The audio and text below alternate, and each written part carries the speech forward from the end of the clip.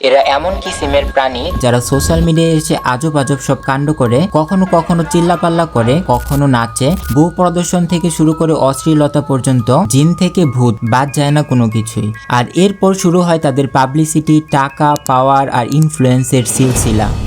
অন্যদিকে এদের দেখে একদল সহজ সরল মানুষের ভাইরাল হওয়ার স্বাদ জাগে, ফলে ভাইরাল হওয়ার জন্য শুরু করে এক এলাহি কাণ্ড। এই গল্পের বিপরীতে আছে অন্য গল্প। দেশে শিক্ষিত বেকার বলে দুটি শব্দ আছে। এদেশে প্রতি বছর তৈরি হচ্ছে লাখো লাখো বেকার। এত লেখাপড়া করে লেখাপড়ার পাট চুকিয়ে জয়েন হতে হয় 15 থেকে 20 হাজার টাকার বেতনের চাকরিতে। বিদেশে শোগুলোতে ইনভাইট করা হয় talentful পার্সনদেরকে। Russia. Djibouti. Iodine. It is bacteria. Yes, it does kill bacteria. And this is Taurine. অথচ আমাদের দেশে এই বয়সের ছেলেপেলেদেরকে গেলানো হয় সার্কাজম।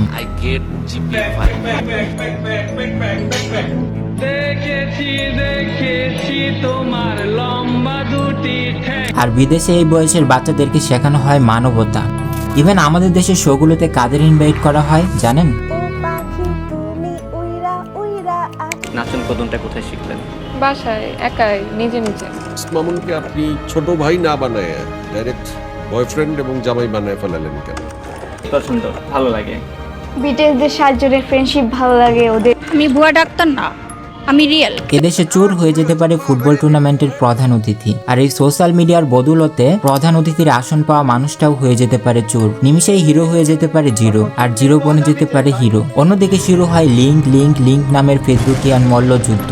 হুড় করে বাড়তে থাকে ইনফ্লুয়েন্সারদের আগাড়ি বাগাড়ি। চলুন আজ আপনাদেরকে একটা অশ্লীলতার রাজ্য থেকে ঘুরিয়ে আনি। দুই হাত দিয়ে ধরে, দুই পা ফাঁকা করে এমন ভাবে করে বইয়ের গয়না সব। সুগার ড্যাডি আছে, সুগার ড্যাডি ছাড়া তো ওদের চলবেই না। শারীরিকভাবে কোনো শান্তি দাও না। In all respect. তোমার জীবনের প্রথম কিস কবে ছিল? I am pregnant. আমি ভুয়া ডাক্তার না, আমি রিয়েল। সহবাস করে দেবো গেলাম। তো হবেই সবকিছু নিয়ে, তাই বলে তো আমরা থেমে থাকবো না। তোমাদের থেকে মানুষ কি শিখবে? আমাদের থেকে কি শিখবে? উত্তর মামুন না দিতে পারলেও উত্তর খোঁজার জন্য আপনাকে বহুদূর যেতে হবে না। এমনকি কখনো আপনার সাথে হয়েছে যে পরিবার নিয়ে নাটক দেখতে বসেছেন আর অশ্লীল দৃশ্যের কারণে বিব্রতকর পরিস্থিতিতে পড়েছেন? একটা সময় ছিল পরিবার পরিজন নিয়ে হুমায়ুন আহমেদের সব অসাধারণ নাটক এনজয় করা যেত, যেখানে ছিল না অশ্লীলতা কিংবা নারীদের কাপড় খোলার হিড়িক। আপনি গুনাহগার হইবেন কেন? গুনার কাম করতেছি তো আমরা আপনাদের মাল দিতেছি, আপনি কিনে নিতেছেন নগদ পয়সায়। তার উপরে আপনি পরহেজগার আদমি, 5 ওয়াক্ত নামাজ পড়েন, কপালে দাগ পড়ে গেছে, আপনি তো সেলসেলায় বেচতে যাইবেন। আমিও তো উচ্চ বংশের সন্তান, তুমি আমাকে বিবাহ করছো বিদায় তুমি এখন উচ্চ বংশ। আমরা দুইজন এখন উচ্চ বংশের মানুষ, বুঝলা? বুঝলাম। আমরা দুইজন উচ্চ বংশের মানুষ হইয়া ফকিরের মতো শাড়ি ভিক্ষা নেই কেমনে? ভিক্ষা বলতেছেন কি জন্য? চেয়ারম্যান সাহেবের স্ত্রীও তো শাড়ি আনছে। তুমি খোঁজ নিয়ে দেখো, তার বংশ খারাপ, আমাদের মতো এত উচ্চ বংশ না। মতি মিয়া বিচারের ধার ধারে না। মতি মিয়া কি জিনিস আজ সবাই বুঝবো। আজ একটা বিরাট ফাটাফাটি হইব। এটা কি তুমি লিখেছো? যে না, আমি তো লেখাপড়াই জানি না, গাঞ্জা খাই এই কুল পাই না, লেখাপড়া করব কোন সময়? কি চমৎকার না ছিল সংলাপগুলো। আমাদের পরম সৌভাগ্য যে আমরা কুকুর বেড়াল হয়ে জন্মাই, মানুষ হয়ে জন্মেছি। এতে কোনো সন্দেহ নেই স্যার। মাঝে মাঝে পশুদের আমার কাছে মানুষের চেয়ে শ্রেষ্ঠ বলে মনে হয়। ওই হিংস্র বাঘের কথাই ধরুন না কেন, একটা বাঘ ততটুকুই খাদ্য সংগ্রহ করে যতটুকু তার প্রয়োজন, তার বেশি কিছু নয়। অথচ একজন মানুষ অন্যদের বঞ্চিত করে সম্পদের পাহাড় জড়ো করে। ছিল মাধুর্যপূর্ণ গুরুগম্ভীর মর্মকথা। নৌকার জীবন কেমন লাগতেছে স্যার? উত্তম, অতি উত্তম। বেঁচে থাকার যে আনন্দ সেইটাই পাচ্ছি, এই তো জীবন। আসছো কেন? আপনি একজন কোটিপতি মানুষ হয়ে নৌকায় বাস করতেছেন বলে আপনার আনন্দ লাগতেছে, মনে হচ্ছে পিকনিক। কিন্তু যারা আসলেই নৌকায় বাস করে তাদের মনে কিন্তু স্যার কোনো আনন্দ নাই। আপনি স্যার মনির মুক্তর যে বাক্স এনেছেন সেটা ফেলে দেন, দেখবেন নৌকার সংসার বড়ই কষ্টের। আর আজকালকার নাটকে অশ্লীল অঙ্গভঙ্গি, বকাবকি, নষ্টামি ছাড়া যেন এন্টারটেইন করা দুষ্কর। তুমি এত রাতে এখানে কেন? আমি আপনার বন্ধু হিমেলের বিধবা স্ত্রী। এত কথা বলছ কেন? হ্যাঁ, হাতে দিতেছে বেশি হলো না, অন্যদিকে ঢুকে দিব। পারবা? লগা বাইতাম এখানে পরে তেরা মতো ছিলেবা। বাথরুম থেকে বেডরুম, মলমূত্র দেখেই কি শেখাচ্ছে এরা? জাস্ট খাবারের একটা রিভিউ দিয়ে মাসে লাখ লাখ টাকা ইনকাম। 10 লক্ষ 11 লক্ষ টাকা আমি মাসে ইনকাম করতে পারি। এখানে তিনি কি শেখাচ্ছিলেন? তিনি কি রান্নার কোনো রেসিপি শিখিয়েছেন? ফেসবুকে ঢুকলেই আবুল তাবুল সব সিরিয়াস মার্কার প্রশ্নের রঙা ব্যবসা। ছেলে মেয়ে উভয় দুধের উপর কি পড়ে? I hate my mind. এসব প্রশ্ন শুনলেই সবার প্রথমে আপনার মাথায় কোন ভাবনাটা আসে? কি শিখছেন এখান থেকে? সস্তায় এসব শর্ট ফিল্ম আপনাদেরকে কি শেখাচ্ছে? বাদ যায়নি শিক্ষা নিয়ে ভাইরাল হওয়ার পায়তারাও। প্ল্যাটফর্মের নাম লার্ন উইথ ইমরান। ঢাকা বিশ্ববিদ্যালয়ের একটা সিট নিশ্চিত করতে আমি আছি ঢাকা ইউনিভার্সিটি। এই মুহূর্তে আমি অবস্থান করছি ঢাকা বিশ্ববিদ্যালয়ের লালবাগ। ঢাকা বিশ্ববিদ্যালয়। এসব ভিডিও দেখে আপনার কি মনে হচ্ছে? তিনি ঢাকা বিশ্ববিদ্যালয়ের শিক্ষার্থী?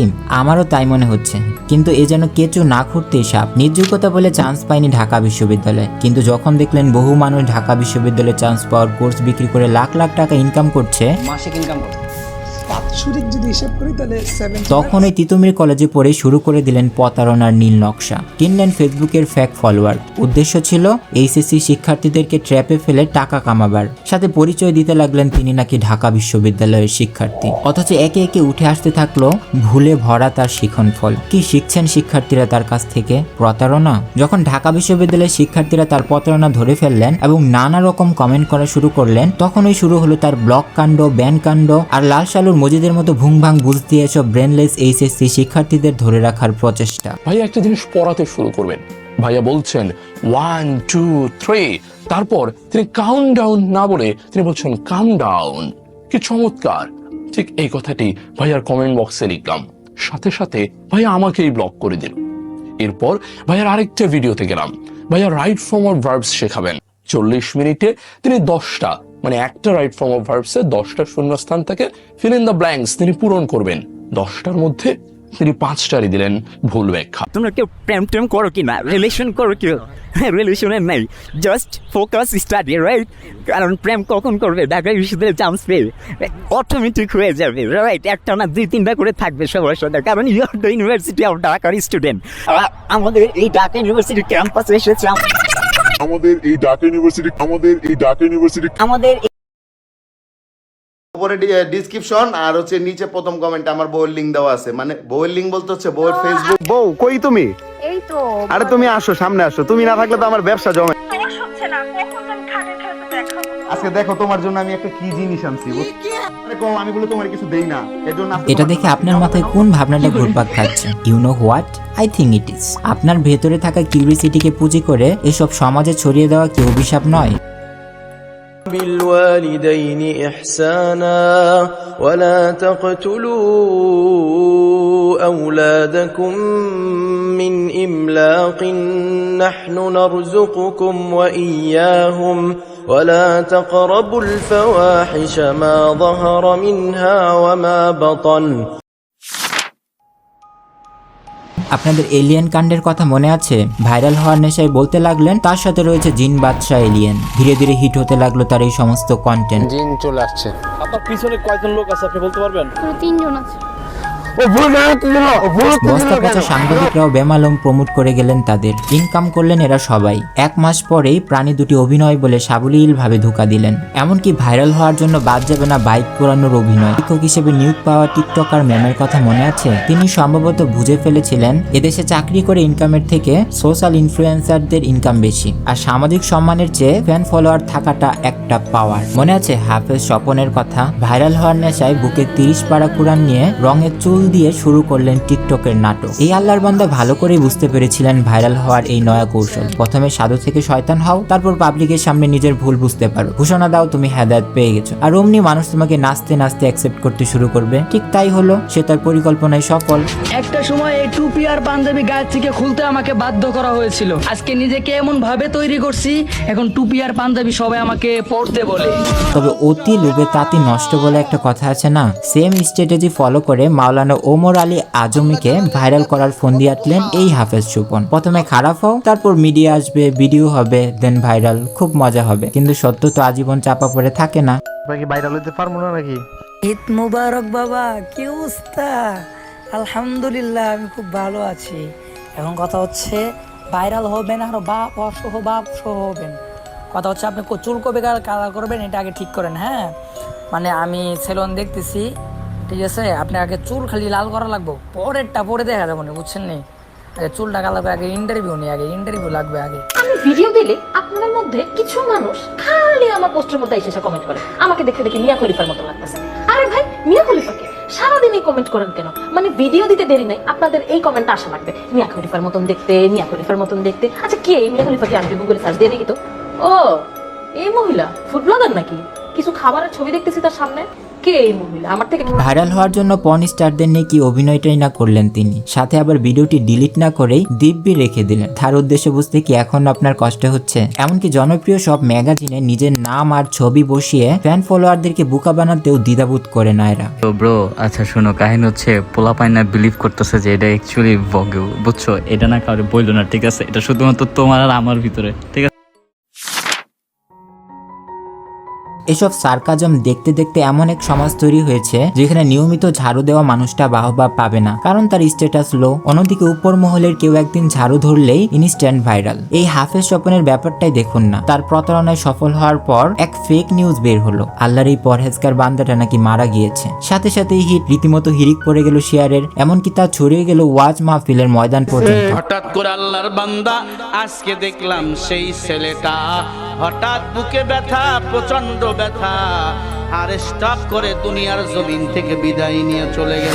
ভাইরাল কাণ্ড শেষ হলো, অমনি এই স্বপন গর্ত থেকে বের হয়ে এসে জানান দিলেন, আমি এখনো বেঁচে আছি, আলহামদুলিল্লাহ আমি ভালো আছি, আমি আমার জায়গাতেই আছি। নগর টিমও সম্ভবত এদেশের মানুষের সাইকোলজি ধরতে পেরেছিলেন। সোশ্যাল মিডিয়ায় মানুষের রঙিন জীবন দেখতে দেখতে এদেশের সাধারণ মানুষের জীবন হয়ে গেছে সাদা কালো, হারিয়েছে মূল্যবোধ, হাত তুলছে পিতামাতার উপর, শুধুমাত্র ভাইরাল হওয়ার জন্য খুলে ফেলছে শরীরের কাপড়। তাদেরকে মূল্যবোধ কিংবা শিক্ষিত হওয়ার কথা বললেই তারা আপনাকে মার্ক জুকারবার্গ কিংবা বিল গেটসের উদাহরণ দিবে, অথচ তারা জানে না সফলরাই কেবল হাইলাইটস হয়, ব্যর্থরা কখনো সোশ্যাল মিডিয়ায় এসে বলে না আমি ব্যর্থ হয়েছি। তাই এসব ইনফ্লুয়েন্সারদের দেখে ভাবতে শুরু করে সফলতা খুব সহজ, তার জন্য দরকার নেই শিক্ষার। ইসলাম আপনাকে আপনার ইনকাম এবং পারিবারিক ব্যাপারগুলোকে গোপন রাখতে বলেন, আর যখন আপনি এগুলো প্রচার করতে শুরু করেন তখন জেনে রাখবেন রাসূল সাল্লাল্লাহু আলাইহি ওয়াসাল্লাম বলেছেন, বদনজর মানুষকে কবর পর্যন্ত আর উটকে রান্নার পাতিল পর্যন্ত পৌঁছে দেয়। মনুষ্যত্ব হচ্ছে মানুষের প্রকৃত পারফিউম, আর এই পারফিউমবিহীন মানুষকে যখন আপনি সফল হতে কিংবা পথ চিনাতে সাহায্য করেন, তখন পথ চেনা হয়ে গেলে এরা সমাজে কাঁটা বিছিয়ে দেয়। আপনি সোশ্যাল মিডিয়ায় মানুষকে দেখছেন আর ভাবছেন তারা কত টাকার মালিক, তাদের রয়েছে বাড়ি গাড়ি, তার পুরো দুনিয়া ঘুরছে, সুন্দরী গার্লফ্রেন্ড কিংবা বউকে নিয়ে কি লাক্সারি জীবনটাই না কাটাচ্ছেন, আর আপনি এদিকে ঘরকুনো হয়ে বসে আছেন। পকেটে টাকা না থাকায় না ট্রাভেল করতে পারছেন, না বিয়ে করতে পারছেন, না পিতামাতার পাশে থাকতে পারছেন। তারা দেখতে কত সুন্দর, আর আপনি যখন নিজেকে আয়নায় দেখছেন তখন কোনো না কোনো খুঁত আপনার চোখে পড়ছেই। সোশ্যাল মিডিয়াতে আপনি দুনিয়ার একটি অংশ দেখতে পাচ্ছেন যা কেবল তারা আপনাকে দেখাচ্ছে, আরো একটি অংশ মিস করে যাচ্ছেন যা দেখানো হয় না। যেই মুহূর্তে আপনি ভিডিওটা দেখছেন তখন পৃথিবীর কেউ না কেউ ডাস্টবিন থেকে নষ্ট খাবার তুলে খাচ্ছে, যেখানে তাদের কাছে এতটুকু টাকা পর্যন্ত নেই যে তারা পেট ভরে এক বেলা খেতে পারবে, যেখানে নিজের চোখের সামনে তাদের ফ্যামিলি মেম্বারকে হত্যা করা হয়েছে তবুও তারা কিছু করতে পারেনি, যেখানে মানুষ হাত পা হীন হয়ে মানবেতর জীবনযাপন করছে। আর কিছু মানুষ তো এতটা ভয় নিয়ে রাতে ঘুমাতে যায় যে পরদিন সকালে জীবিত উঠতে পারবে কিনা তা জানা নেই। আপনাকে দেওয়া নিয়ামতের শুকরিয়া আদায় করুন, নিশ্চয়ই আল্লাহ শুকরিয়া আদায়কারীদেরকে ভালোবাসেন এবং তার নিয়ামতকে আরও বাড়িয়ে দেন। আজে বাজে কন্টেন্ট কনজিউম করে আপনার মূল্যবান সময় নষ্ট করবেন না, বরং আপনার সময়কে ব্লক করে ফেলুন যে আমি দৈনিক 15 থেকে 30 মিনিট কোয়ালিটিফুল কন্টেন্ট এনজয় করব এবং বাকি সময়টা আমার কেরিয়ার এবং আখিরাতের প্রস্তুতির জন্য ব্যয় করব। Use your time properly, work hard and be successful. আল্লাহ হাফেজ। وما الحياة الدنيا إلا لعب ولهو وللدار الآخرة خير للذين يتقون أفلا تعقلون